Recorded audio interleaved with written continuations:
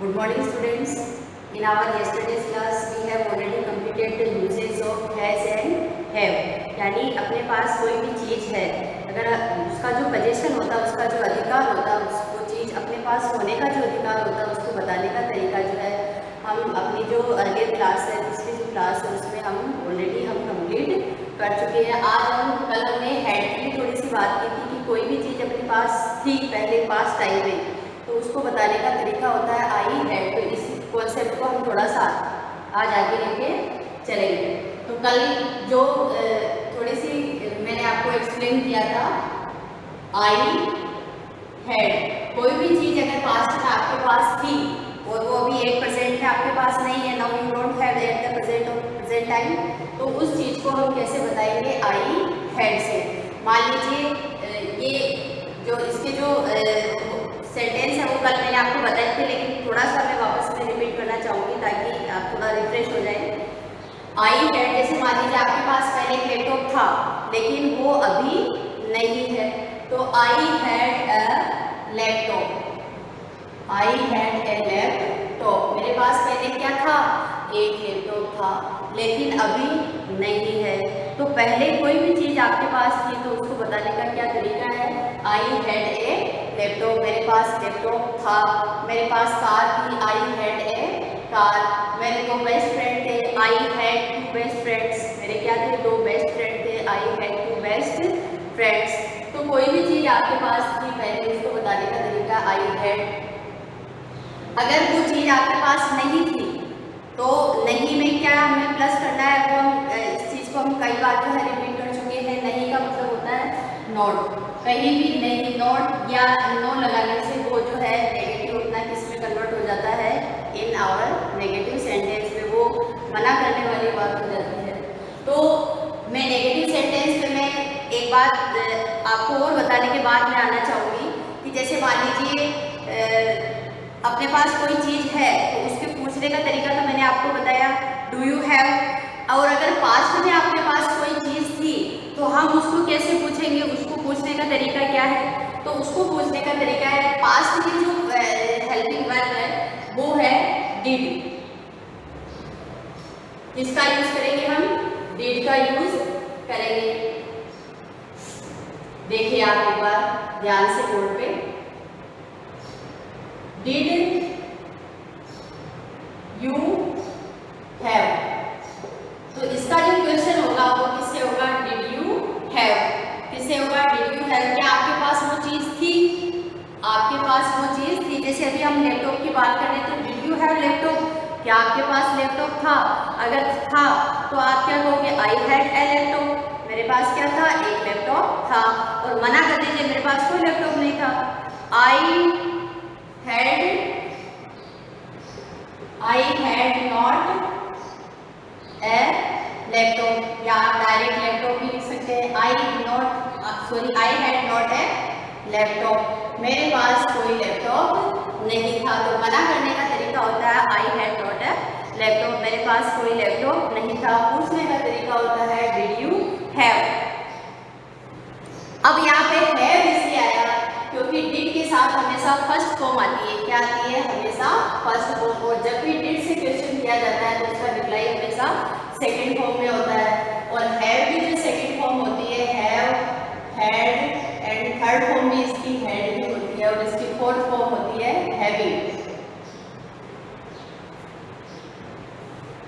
तो पास्ट में कोई भी चीज पूछने का तरीका होता है डिड यू हैव। मैं इसको थोड़ा अलग से यहाँ पे लिख देती हूँ ताकि आप अपने नोटबुक में जो है नोट डाउन करिए। डिड यू हैव, और आपको उस चीज़ का यहाँ जो भी नाउन है, चाहे वो पर्सन है या किसी भी चीज़ है, उसका आपको नाम लिखना है। अगर आपके पास वो चीज़ थी, आई हैड, नहीं थी तो मना कर दीजिए, I had not that things, जिसके बारे में वी आर टॉकिंग, जिसके बारे में हम बात कर रहे हैं, मेरे पास ऐसी कोई चीज़ नहीं थी। तो ये तो था पास्ट में किसी भी चीज़ को मना करने का तरीका कि मेरे पास ये चीज़ नहीं थी। अब आप मान लीजिए जैसे आप प्लान कराएंगे, नहीं अभी तो मेरे पास लैपटॉप नहीं है, पहले था, लेकिन तो आने वाले टाइम में थोड़े दिनों बाद मैं लैपटॉप ले लूँगा, मेरे पास लैपटॉप होगा। देखिए हम अभी जो है हैव का ही यूज़ पढ़ रहे हैं, हैव, हैज़ और हैड का ही हम यूज़ पढ़ रहे हैं। चीज़ का होना आपके पास है, मेरे पास थी और मेरे पास होगी। तो हम बात करें जैसे लैपटॉप का एग्जाम्पल हम लेके चल रहे थे, मेरे पास लैपटॉप था लेकिन अभी नहीं है, लेकिन मैं सोच रहा हूँ लैपटॉप लेने की। तो फ्यूचर में मेरे पास क्या होगा, लैपटॉप होगा। तो फ्यूचर में अपने पास कोई भी चीज़ होगी तो उसको हम बताएंगे। हम बात करें फ्यूचर की, और फ्यूचर में जो है वन एंड ओनली एक ही हेल्पिंग वर्ब यूज़ की जाती है, वो यूज़ की जाती है विल। क्या यूज़ की जाती है, विल। विल किसका जो है सिंबल है, ये फ्यूचर टेंस का सिंबल है। अब मेरे पास वो चीज़ होगी, होना क्या होता है, विल के साथ हमेशा जो है फर्स्ट फॉर्म आती है, विल हैव। मेरे पास क्या होगा, लैपटॉप होगा, मैं सोच रहा हूँ लेने की। तो जो आने वाला जो टाइम है, अपकमिंग जो टाइम है, भविष्य में मेरे पास लैपटॉप होगा। तो फ्यूचर में अपने पास कोई भी चीज़ होगी और हम किसी को बताना चाह रहे हैं तो वो बताने का तरीका होता है I will have a laptop. आपको बिल्कुल भी कंफ्यूज नहीं होना है। कोई चीज़ है तो आई हैव से बतानी है, थी तो आई हैड से, और होगी तो आई विल हैव से आपको बताना है कि मेरे पास ये चीज़ होगी। I will have a laptop, मैं कार लेने की सोच रहा हूँ तो मेरे पास कार होगी। I will have a car, I will have a car, मेरे पास क्या होगी, कार होगी। तो ये सारी जो चीज़ें हैं फ्यूचर में जब हम किसी चीज़ के होने की बात करते हैं कि मेरे पास ये होगा, वो होगी, या इतनी सारी चीज़ें होगी, तो उसके लिए हम क्या यूज़ करते हैं, आई विल हैव। सेम अगर नहीं होगी तो मना कर देना, आई विल नॉट हैव, इसमें नॉट लग जाएगा। पूछने का तरीका, विल जो है वो सब्जेक्ट से पहले आ जाएगा और यहाँ पर हो जाएगा will you have, will you have. तुम्हारे पास लैपटॉप होगा क्या, yes I will have a laptop, हाँ मेरे पास होगा। मना कर दो नहीं होगा, I will not have a laptop, मेरे पास कोई लैपटॉप नहीं होगा अभी। Now I am not thinking about buying any laptop in upcoming time, मैं अभी आने वाले टाइम में कोई लैपटॉप लेने की नहीं सोच रहा हूँ। तो देखिए ये जो सारे यूजेज है वो विल हैव के यूजेज है। एक कॉन्सेप्ट अपना आज ये क्लियर हो गया, कोई भी चीज अपने पास होगी तो I will have, I will have. इसमें आप ये इनफ था आपके लिए, कोई भी चीज मेरे पास होगी। अब एक चीज और बताना चाहूंगी आपको, यहाँ आई की बात करें, हम अपनी खुद की बात करें, लेकिन विल जो हेल्पिंग वर्ब है ये सभी सब्जेक्ट के साथ आती है। I will have a new mobile, मेरे पास क्या होगा, एक न्यू फोन होगा। You will have a new mobile, तुम्हारे पास भी होगा, उसके पास होगा। वो जैसे मान लीजिए बात कर रहे हैं आप, तो आपको पता चला होगा कि हाँ वो लेने की सोच रहा, तो थोड़े दिनों बाद तो उसके पास नया फोन होगा। तो मेरे कहने का मतलब ये है कि सभी जो सब्जेक्ट है उनके साथ क्या यूज होगा, जो है विल हेल्पिंग वर्ब की यूज होगी। प्लस जो है मैं आपको हैव का एक और यूज मैं आपको बताना चाहूँगी, जैसे हमने पहले भी इस बारे में बात की है कि जैसे मैं पहले एक एग्जांपल से आपको समझाना चाहूँगी कि जैसे मैं कहूँ कि I take food, I take food, ऐसा जनरली कहीं जब हम कहीं जाते हैं, बाहर जाते हैं, तो ये सेंटेंस जो है हमको जनरली जो है सुनने को मिलते हैं, या जो है हमें भी बोलने जो है जरूरत पड़ सकती है। तो ये थोड़ा कॉन्सेप्ट अपना क्लियर होना काफ़ी ज़रूरी है। तो है जो है, अब देखिए टेक जो है, टेक का मतलब आई टेक फूड, यानी मैं खाना खाता हूँ या मैं खाना खाती हूँ। या इसकी जगह मैं लिखूँगी आई टेक टी, मैं चाय पीती हूँ, दूध पीते हैं, कुछ भी है, व्हाटएवर यू लाइक, जैसा आपको पसंद है। तो टेक की जगह जो है हैव का यूज भी किया जाता है, क्योंकि हैव जो है ये ऐसे हेल्पिंग वर्ब भी यूज होती है, और हेल्पिंग वर्ब हैव को जो है ऐसे मेन वर्ब यानी मुख्य क्रिया, इसको मुख्य क्रिया के तौर पर भी इसको यूज किया जाता है। अभी मैं आपको क्लियर कर दूंगी कि कैसे जो है इसका यूज किया जाता है। जैसे मैंने अभी लिखा आई टेक टी, तो इसकी जगह अगर मैं ऐसे कहूँ आई टेक टी, मैं चाय पीती हूँ। अगर इसको मैं ऐसे कहूँ आई हैव टी, यानी आई हैव टी। तो दोनों सेंटेंस जो है दोनों बराबर करेक्ट है, बोथ आर करेक्ट, दोनों सेंटेंस बिल्कुल सही है। अब मैं कहूँगी आई हैव, आप इसका डिफरेंस समझने की कोशिश कीजिएगा।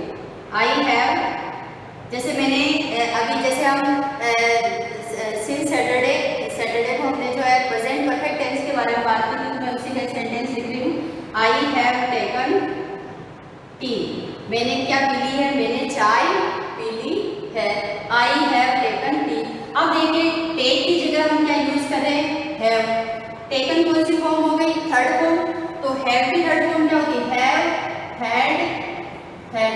अगर मैं इसको ऐसे लिखूं, आई हैव हैड टी, अब आप कहोगे दोनों हेल्पिंग वर्ब एक साथ कैसे आएगी, बिल्कुल आएगी। ये हेल्पिंग वर्ब का काम कर रही है और ये यहाँ पर मेन वर्ब का काम कर रही है। इसी को एडवांस इंग्लिश बोलते हैं और ये बहुत ज़रूरी है आपके लिए आना। आपके जो फ्यूचर में जो कंपटीशन एग्जाम होंगे, कई बार क्या होता है कि जैसे जो है ऐसे सेंटेंस आते हैं और हम कंफ्यूज होता है कि अरे दोनों हेल्पिंग वर्ब एक साथ कैसे आ गई, नहीं, यहाँ ये हेल्पिंग वर्ब का काम कर रही है। हेड जो है वो किसका काम कर रही है, मेन वर्ब का काम कर रही है। ये एक्शन को बता रही है, क्रिया को बता रही है कि मैंने कुछ काम कर लिया है, ये काम कंप्लीट हो चुका है। तो आई हैव हैड टी, मैंने क्या ले ली है, मैंने चाय पी ली है। Just I have finished it, मैंने अभी अभी चाय पी है। अब मैं इसका एक एग्जाम्पल साथ में आपको बताना चाहूंगी कि जैसे मैंने चाय पी ली थी, अगर मैं पास्ट की बात करूँ, पी चुकी थी। अब ये चुकी थी हम ऐसे जनरली बोलते नहीं है, मैंने चाय पी ली थी। तो आई पास्ट की बात हो रही है, तो पास्ट में हम क्या, पास्ट की जो है थर्ड फॉर्म क्या होती है, आई। पास्ट में जो है क्या यूज की जाती है, helping verb, sorry, had use की जाती है। इसमें थर्ड फॉर्म आएगी, आई हैड टी। अब कुछ लोग सोचेंगे ये तो गलत सेंटेंस, रॉन्ग है, बिल्कुल भी रॉन्ग नहीं है। ये जो हेड है ये हेल्पिंग वर्ब है और ये जो हेड है वो क्या है, वो मेन वर्ब का काम कर रहे हैं। तो आई हैड टी, मैंने चाय पी ली थी। आई हैड ब्रेकफास्ट, मैंने ब्रेकफास्ट कर लिया था या कर चुका था या कर चुकी थी। तो ये चीज़ें जो है काफ़ी आपका कॉन्सेप्ट क्लियर होना चाहिए। अभी आप जो है हाई स्टैंडर्ड में आप पढ़ रहे हैं, तो ये जो बातें जो हैं ये आपको बिल्कुल ये कॉन्सेप्ट आपके क्लियर होने चाहिए। तो हमने सीखा कि टेक की जगह किसी भी चीज़ का होना, हैव का अर्थ ही होता है होना, तो टेक की जगह हम क्या यूज कर सकते हैं, हैव।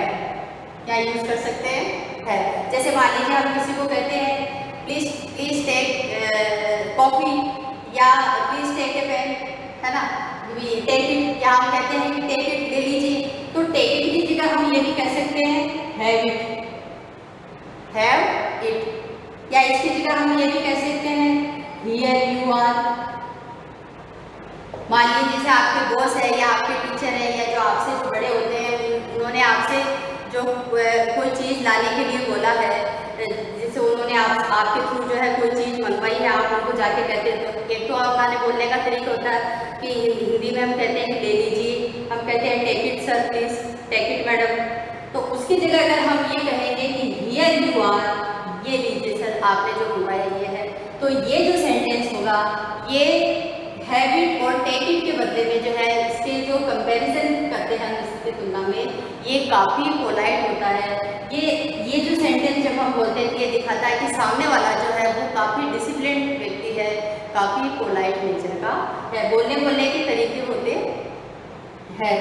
तो ये चीज़ जो है हम अपनी प्रैक्टिकल लाइफ में हम यूज़ करते हैं कि जब भी हम आपसे जो बड़े होते हैं, जैसे मम्मी है, पापा है, या जब हम कहीं ऑफिशियल प्लेस पे यूज़ होते हैं, तो कोई भी जो है वहाँ पर हम ये सेंटेंस को हम यूज़ करते हैं। कोई भी हमसे कोई चीज़ मंगवाता है तो हम कहते हैं कि ये लीजिए, टेक इट। तो इसके बदले में अगर हम ये कहेंगे कि हियर यू आर, ये लीजिए सर, हियर यू आर, तो ये काफ़ी ज़्यादा इम्प्रेसिव होगा रादर देन टेक इट और हैव।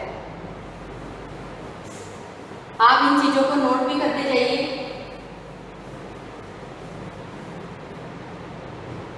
अब एक कंटिन्यूस फॉर्म का मैं आपको सेंटेंस बताना चाहूँगी। जैसे हम बात कर रहे हैं कि हैव को हम किसकी जगह यूज कर सकते हैं, टेक की जगह हम इसको यूज कर सकते हैं। तो अब जैसे मैं कहूंगी कि I am taking food, I am taking food, I am taking,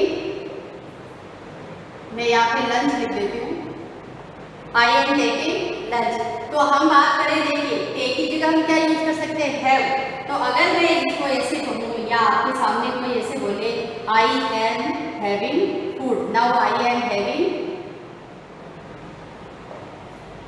now I am having lunch, अभी मैं क्या कर रहा हूँ, लंच कर रहा हूँ। तो ये सेंटेंस भी बिल्कुल करेक्ट होगा। अगर इस सेंटेंस के बजाय अगर आप ये सेंटेंस बोलते हैं तो सामने वाला सोचेगा कि बंदा काफ़ी पढ़ा लिखा है, इसको इंग्लिश का काफ़ी अच्छा नॉलेज है, आपकी जो पर्सनैलिटी है उसका काफ़ी अच्छा इम्प्रेशन पड़ेगा। क्योंकि हम जो ये इंग्लिश सीख रहे हैं ये अपने पर्सनैलिटी डेवलपमेंट के भी सीख रहे हैं, फ्यूचर में भी आप जहाँ पर भी जॉब करते हैं, जैसे आप किसी भी कंपनी में जाते हैं या इंग्लिश जो है आज के टाइम में, जो आज का जो मॉडर्न टाइम है उसमें इंग्लिश कोई ये नहीं है कि जब हम जॉब करने जाएंगे या कहीं जाएंगे तभी जो है हमें इंग्लिश जो है मस्ट है सीखना, नहीं। हम अगर समाज में भी कहीं जाते हैं, अपनी सोसाइटी में भी, रिलेटिव्स के यहाँ भी जाते हैं, स्कूल में जब हम फ्रेंड्स और टीचर के साथ जब हम कन्वर्सेशन करते हैं, हम इंग्लिश पढ़ तो लेते हैं और उस इंग्लिश लिखी हुई इंग्लिश का हम हिंदी ट्रांसलेशन भी कर लेते हैं और इंग्लिश हम पीजी नर्सरी से पढ़ते आ रहे हैं, लेकिन फिर भी हम बोल नहीं पाते, बोल इसलिए नहीं पाते क्योंकि हम प्रैक्टिस नहीं करते हैं। और यही चीज़ें आपने जो है आपके इंग्लिश ग्रामर टीचर ने या इंग्लिश टीचर ने आपको कई बार पढ़ाई होगी, लेकिन इनका यूज कैसे करना है वो अभी तक हमें नहीं आया। हो सकता है कि हमने कभी शुरुआत भी नहीं की होगी। तो अब आपको जो है काफ़ी अच्छी प्रैक्टिस करनी है। प्रैक्टिस का मैं हर वीडियो में आपको ये बात जरूर बताती हूँ ताकि आपके माइंड में फिक्स हो जाए। जिन भी सेंटेंस जो है आप बोलते हैं या जो भी वर्ड्स में आपको जो है बोर्ड्स पे मैं आपको नोट करवाती हूँ, उनको पहले आप अपनी नोटबुक में आप लिखिए। लिखने के बाद अगर आप उनको बोलेंगे, अच्छा मैं बताऊँ आपको कि जैसे हम जो चीज़ बोलते हैं क्या हम उसको लिख पाते हैं? जिस चीज़ को हम लिख नहीं पाते तो हम कैसे सोचेंगे, कैसे सपोज करेंगे हम उस चीज़ को बोल भी पाएंगे? तो पहले लिखना आना चाहिए। लिखने से क्या होगा, आपका कॉन्फिडेंस ग्रो होगा, आपका जो एक हेजिटेशंस होती है, एक झिझक होती है, वो आपकी दूर हो जाएगी। इसलिए मैं बार बार अगेन एंड अगेन आपको बोलती हूँ कि आप इन चीज़ों को लिखिए, जितना हो सके आप उतना लिखिए और फिर उसके बाद आप उसकी प्रैक्टिस करिए। तो ये काफ़ी बेनिफिशियल होगा आपके लिए, क्योंकि हम पढ़ स्पोकन रहे हैं, हम क्या सीख रहे हैं, स्पोकन सीख रहे हैं। और स्पोकन का मतलब क्या होता है, बातचीत करना, बोलना। जब तक आप बोलोगे नहीं, बातचीत नहीं करोगे, इन सारी चीज़ों को जब आप जो है प्रैक्टिकली आप यूज नहीं करोगे तो इसका कोई फायदा नहीं होगा। तो देखिए हम बात कर रहे हैं, अब मैं हैव का आपको एक यूज और बताना चाहती हूँ। जैसे कोई भी काम करना होता है एज ए कंपल्सन, आज हैव हम कंप्लीट कर लेंगे, कल से जो है हम प्रेजेंट परफेक्ट टेंस जो हमने यस्टरडे को थोड़ा सा कंप्लीट किया था, फिर उसमें हैज और हैव हेल्पिंग वर्ब आ गई थी, तो मैंने फिर हैज और हैव के आपको यूजेस जो है बताना स्टार्ट कर दिया था। तो आज ये कंप्लीट हो जाएंगे, आज अपना ये लास्ट वीडियो होगा। तो हैव जो है, एक हैव का एक जो है जगह और यूज किया जाता है। जैसे किसी भी काम का जो कंपल्सन हो, जैसे कोई मान लो कोई काम करना ही है, कोई चॉइस नहीं है। जैसे मान लीजिए आपकी मम्मा घर पे नहीं है, वो आपके जो है मैटरनल होम गई है। मैटरनल होम का मतलब ननिहाल गई है, मम्मी का घर ननिहाल वहाँ गई है, तो अब खाना आपको ही बनाना पड़ेगा। खाना कोई चॉइस ही नहीं है, करना ही है और खाना खाना ही पड़ेगा। तो आज क्या है, मुझे खाना बनाना है, आज मुझे बनाना ही पड़ेगा, चाहे कुछ भी हो जाओ, लेकिन आज मुझे ही बनाना है। तो इसमें क्या है, कंपल्सन, वो काम करना ही है, उसमें कोई ऑप्शन नहीं है करने और ना करने का। तो ऐसे सेंटेंस में भी हैव का यूज होता है। जैसे I have to make food या cook food. I have to make food, अरे आज तो मुझे ही खाना बनाना पड़ेगा, आज तो मुझे ही कपड़े धोने पड़ेंगे। I have to wash clothes, आज मुझे क्या करना पड़ेगा, आज मुझे ही जो है कपड़े धोने पड़ेंगे, आज मुझे ही झाड़ू लगाना पड़ेगा। I have to sweep the floor, आज मुझे ही जो है पोछा मारना पड़ेगा। I have to mop the floor. समझ रहे हो? तो कोई भी काम कंपल्सन है, वो आपको करना ही है, तो तो उसमें भी हैव का यूज होता है, I have to make food. जैसे आपको किसी टीचर से मिलना, आपको कोई कन्फ्यूजन जो है उसको क्लियर करना है, तो I have to meet the teacher, मुझे टीचर से मिलना ही है, मुझे स्कूल जाना ही है, I have to go to school, मुझे स्कूल जाना ही है। सब्जियां घर में जो है सब्जियां खत्म हो चुकी है, वेजिटेबल नहीं है, तो मुझे मार्केट जाना ही है, I have to go to market, तुम्हें सब्जी लानी ही है, you have to bring the vegetable. आप पापा को कॉल करना ही है आज शाम को, तो ये चीज़ नहीं है। I have to call the father, I have to call the father, तो कोई भी काम अपने को करना ही है तो उसके लिए क्या होगा, आई हैव, उसके लिए यू हैव, आई हैव। और थर्ड पर्सन के लिए हम बात करेंगे तो क्या होगा, शी हैज। जैसे मान लीजिए आपकी मम्मी काम गई है, आप नहीं बनाना चाहते, आपकी सिस्टर है तो सिस्टर को तो बनाना ही पड़ेगा, अगर आपकी सिस्टर है तो सिस्टर को बनाना पड़ेगा। She has to make food, उसको क्या करना पड़ेगा, उसको खाना तो आज बनाना ही है, आज तो उसी को ही कपड़े धोने हैं, she has to wash clothes. तो इस तरह से कोई भी जो कंपल्सन होता है वो काम करना ही है, तो उसके लिए हम किसका यूज करते हैं, आई हैव का, शी हैज़, और इसमें क्या आएगा, टू मेक, यानी वर्ब की फर्स्ट फॉर्म आएगी, और जो भी आपका ऑब्जेक्टिव पार्ट्स है वो यहाँ पर कंप्लीट होगा। मैं चाहती हूँ कि आप जो है इन चीज़ों को साथ का साथ में आप नोट करते जाइए।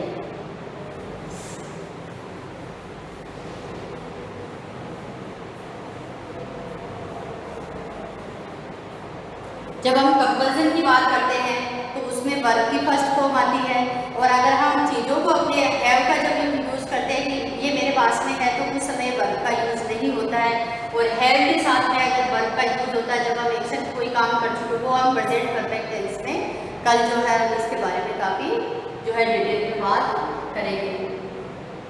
तो आज हमने सीखा कि पास्ट में कोई भी चीज़ आपके पास थी तो आई हैड से बताना है, नहीं थी तो आई हैड नॉट से बताना है, फ्यूचर में आपके पास कोई चीज़ होगी तो आई विल हैव से आपको बताना है कि आई विल हैव, मेरे पास ये चीज़ होगी। प्लस हमने हैव का यूज जो है एज ए टेक के रूप में हमने देखा कि आई टेक फूड, आप ऐसे भी कह सकते हैं आई एम टेकिंग टी, मैं चाय पी रही हूँ, I am taking, he is taking chocolate, वह क्या कर रहा है, चॉकलेट खा रहा है। तो इसकी जगह आप ये भी कह सकते हो कि ही इज हैविंग चॉकलेट, वो क्या कर रहा है, वो चॉकलेट खा रहा है। तो ये चीज़ भी हमने क्लियर की थी। मैं यहाँ पे थोड़ा लिख देती हूँ ताकि आप नोटबुक में आराम से आप लोग पढ़ सकते हैं। I take tea, I have tea. अब हैव की जगह आप हैविंग भी यूज कर सकते हैं, जैसे he is taking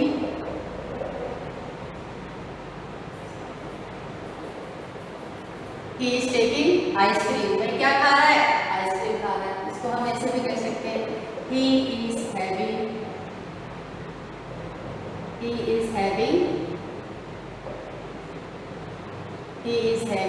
आइसक्रीम, वह क्या कर रहा है, आइसक्रीम खा रहा है। तो ये जो क्लियर हो गया है कि टेक की जगह अगर कहीं आपको सेंटेंस सुनने को मिले हैव तो दोनों का अर्थ एक ही होगा। आप भी इसको, आपको भी इस जो है थोड़ा नई चीज़ें जो आपको भी ट्राई करनी चाहिए। तो एक सेंटेंस अपना ये हो गया। और अगर थर्ड फॉर्म की अगर हम बात करें कि जो है अगर टेकन का यूज होता है, कि मैं लिख देती हूँ आपके,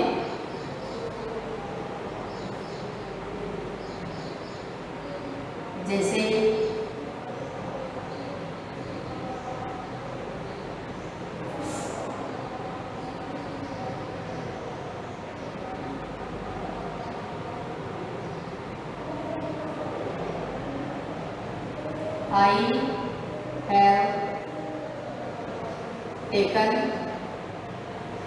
I have taken milk।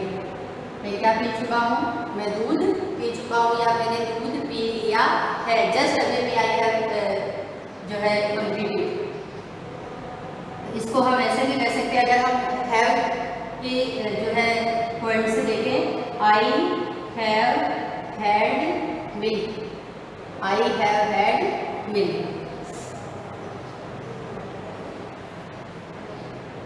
यानी हैव यहाँ पर हेल्पिंग वर्ब का यूज हो रहा है एज ए हेल्पिंग वर्ब।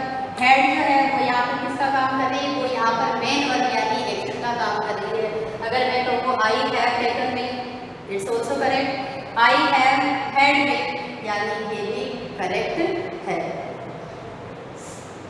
इसके बाद हमने बात की थी कंपल्सन की, जैसे आई हैव कि भी कोई भी काम हमें करना है उसमें भी जो है हम ये इसका यानी आई हैव टू, यानी मुझे वो काम करना ही है। जैसे मुझे अपने फ्रेंड से मिलना ही है, I have to meet my friend. I have, मैं सिर्फ ये एग्जाम्पल्स के लिए लिख रही हूँ, मैंने आपको पहले भी बताया है। हम क्लास में कई सारे एग्जाम्पल्स देंगे, उसको आपको मैं तो आपको पर्सनली लेना है, मैं जो है किसी और के लिए ऐसा सोचना है। I have to meet my friend, मुझे अपने फ्रेंड से मिलना है। I have to meet my teacher, मुझे अपने जो है टीचर से मिलना है। कोई भी काम अपने को करना है, इट्स मस्ट, वो ज़रूरी है, तो उसके लिए हम हैव टू। अब जब हम किसी काम के कंपल्सन की बात करते हैं तो टू कंजक्शन से जो है, ये कंजक्शन हम एक अलग से वीडियो में पढ़ेंगे। और वर्ब की कौन सी फॉर्म आती है, फर्स्ट फॉर्म आती है। तो एक ये एग्जाम्पल आप लिख लीजिए। थर्ड पर्सन के लिए she has to meet, third person के लिए क्या यूज हो जाएगा, हैज आ जाएगा।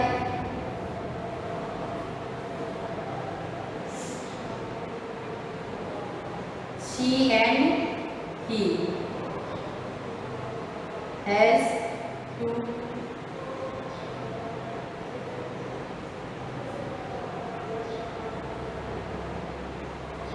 There friend, she has to meet their friend, उसको उसके फ्रेंड से मिलना है। He has to meet their friend, लड़के के बारे में बात हो रही है, he has to meet their friend, उनको उनके फ्रेंड से मिलना है।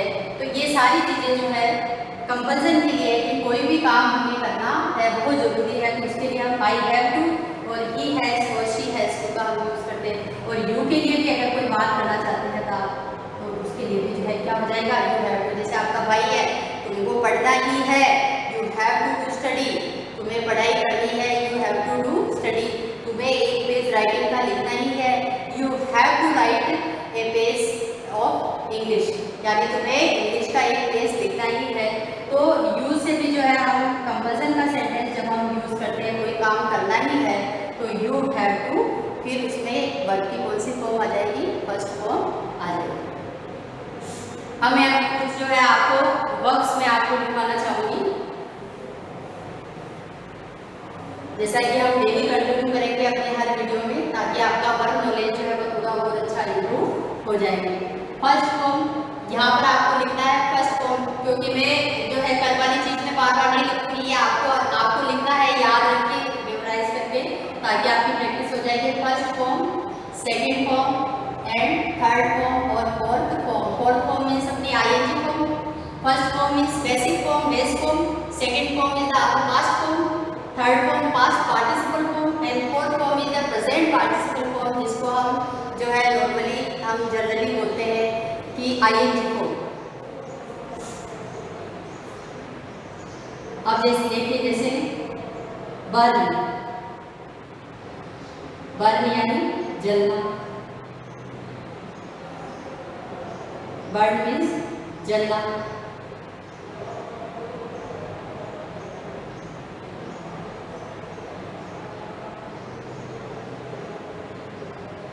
बर्न की जो सेकेंड फॉर्म होती है, बर्न मीन्स जला, बर्न मीन्स जला, तो इसको BURN,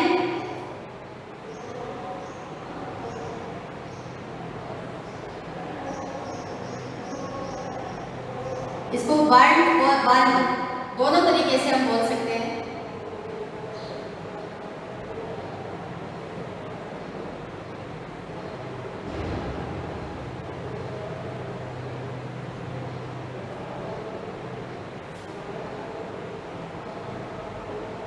बर्निंग,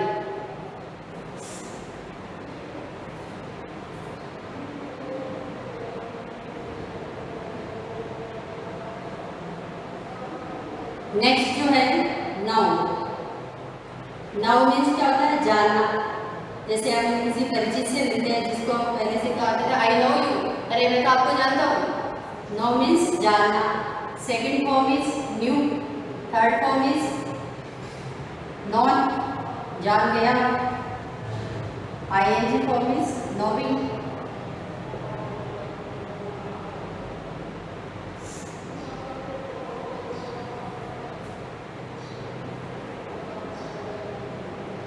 keep means रखना. kept second form is kept, past form is kept, past participle form is also said kept, keeping, kept, keeping.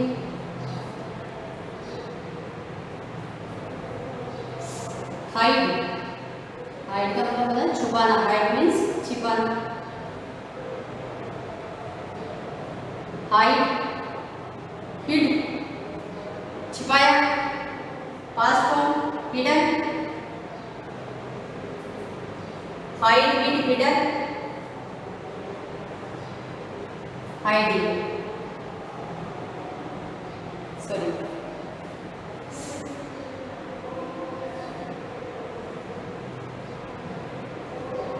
ये आपकी वर्ब्स हैं. डेली जो आपकी जो वर्ब्स होती है क्लास में, वो सारी वर्ब्स आपको लिखनी है, प्लस उनको याद करना है. याद करने की जरूरत भी नहीं पड़ेगी अगर आप उनका डेली जो है सेंटेंसेस में अगर आप उनका जो है सिस्टमेटिकली आप यूज़ करेंगे तो ये सारी चीज़ें ऑटोमेटिकली आपको क्लियर हो जाएगी.